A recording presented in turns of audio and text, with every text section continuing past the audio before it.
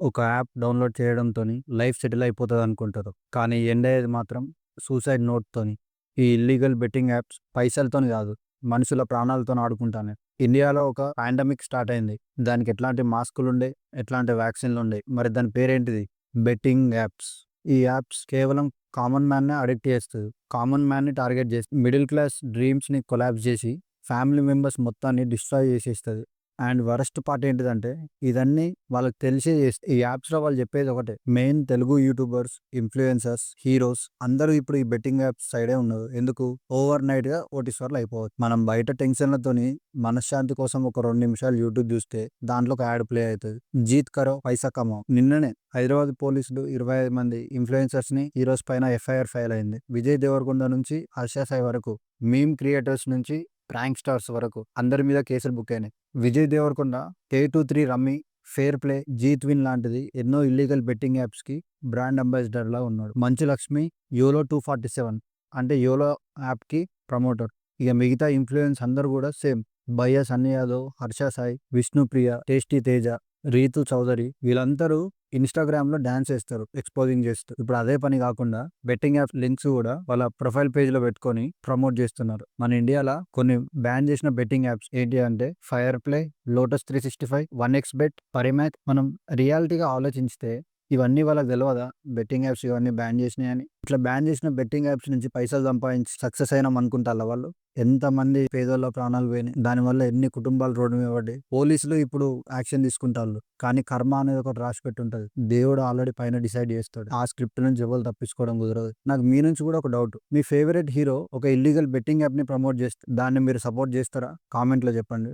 వాళ్ళు betting apps promote చేయడం వల్ల నాకేంటిదిరా నష్టం అని చెప్పేసి అనుకుంటాళ్ళేమో. ఇది విను. ఈ బెట్టింగ్ యాప్స్ చెప్పేది ఒకటే. 500 ఇన్వెస్ట్ చేయి, రూ. 5,000 సంపాదించు. కానీ రియాలిటీగా ఒక్కసారి గెలిస్తే నెక్స్ట్ 10 సార్లు ఓడిపోతారు. 2023 అఫీషియల్ రికార్డ్స్ ప్రకారం ఆ ఒక్క ఇయర్‌లోనే 8,20,000,00,00,000 బ్లాక్ మనీ కింద మారిపోయింది. ఈ ఇల్లీగల్ బెట్టింగ్ యాప్స్ ద్వారా. గవర్నమెంట్‌కి 2.3 లాక్స్ క్రోర్స్ టాక్సెస్ రూపంలో ఎగ్గొట్టిల్లు. ఈ యాప్స్ అన్నీ కూడా అన్‌ఎంప్లాయిడ్ యూత్‌ని టార్గెట్ చేస్తది. మిడిల్ క్లాస్ జాబ్ చేసే ఎంప్లాయీస్ ఈఎంఐస్‌ని కట్టుకునే వాళ్ళని టార్గెట్ చేస్తారు. స్మాల్ బిజినెస్ మ్యాన్స్ కోవిడ్ తర్వాత స్టార్ట్ చేసిన వాళ్ళని స్టార్ట్ చేస్తాళ్ళు. స్టూడెంట్స్ ఎవరైతే పాకెట్ మనీ కోసం సంపాదించాలనుకుంటారో వాళ్ళని టార్గెట్ చేస్తారు. టెలిగ్రామ్‌లో ఒక ఛానల్ ఉంటది ఎక్స్‌వైజెడ్. మీరు ఈ ప్రిడిక్షన్ చెప్తాం, మేము ఆ ప్రిడిక్షన్ చెప్తాం, దాంట్లో పైసలేయి, దీంట్లో పైసలేయి అని చెప్పేసి 500 ఇన్వెస్ట్ చేపిస్తారు ఫస్ట్ వీళ్ళతోని. దానికి ఒక 200 గెలిచినట్టు చూపిస్తారు. ఆ 700తోని వీడు పెడితే అవి పోతాయి. అట్లా మన దగ్గరున్న ఇన్‌కమ్ సోర్స్ అంతా ఫ్యామిలీ దగ్గరున్నాయి. అమ్మ నాన్నకు తెలవకుండా దొంగతనం చేసో, వాళ్ళమ్మ బంగారం కుదబెట్టో, ఇంట్లో పంచాయతీ చేసో, భూమి ల్యాండ్స్,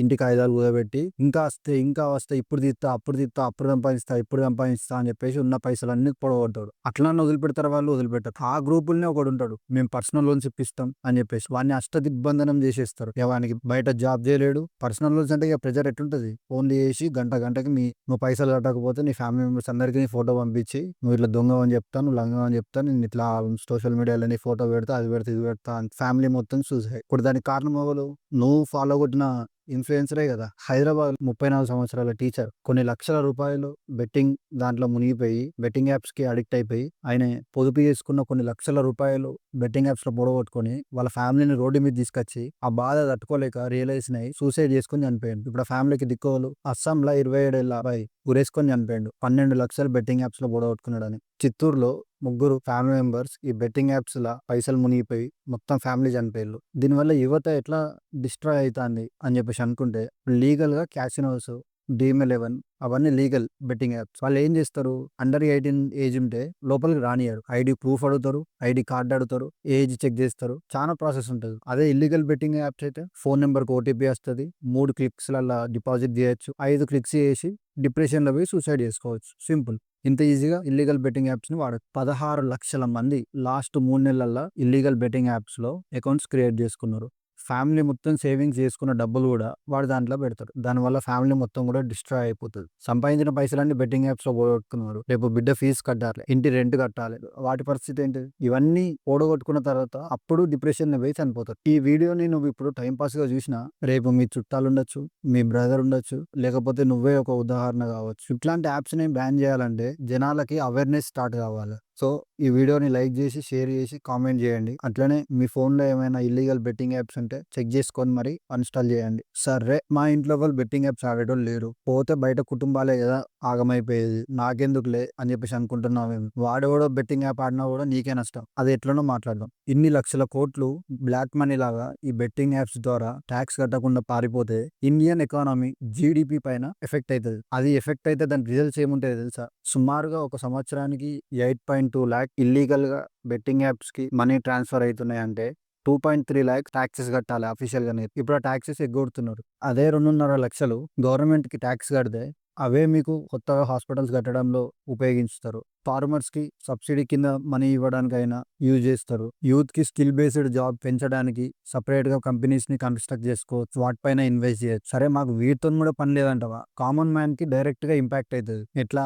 ఇది విను. నువ్వు డైలీ కొనే సామాన్ల కాడ నుంచి నువ్వు ఎప్పుడు దీని గురించి ఆలోచించిండు. చిన్నదాని నుంచి పెద్దదాని వరకు ప్రతి దాని ప్రైజెస్ పెంచుతారు. ఒకప్పుడు ఫ్యూయల్ ప్రైస్ ₹70 ఉండేది. ఇప్పుడు ₹110 పైన అయిపోయింది. దేనివల్ల? ఇప్పుడు రైస్, వెజిటేబుల్స్, పప్పులు, ఉప్పులు, కిరాణా సామాన్ అన్నిటి రేట్లు పెరిగిపోయినాయి.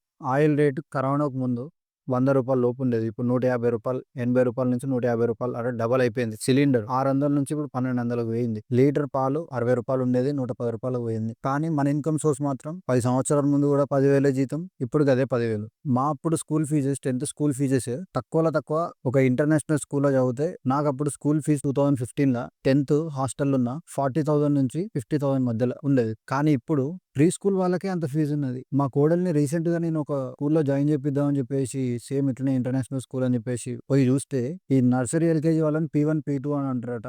వాళ్ళకి 60,000. అది కూడా డే స్కాలర్. నేను హాస్టల్లో ఉన్నా. 60,000 డే స్కాలరు.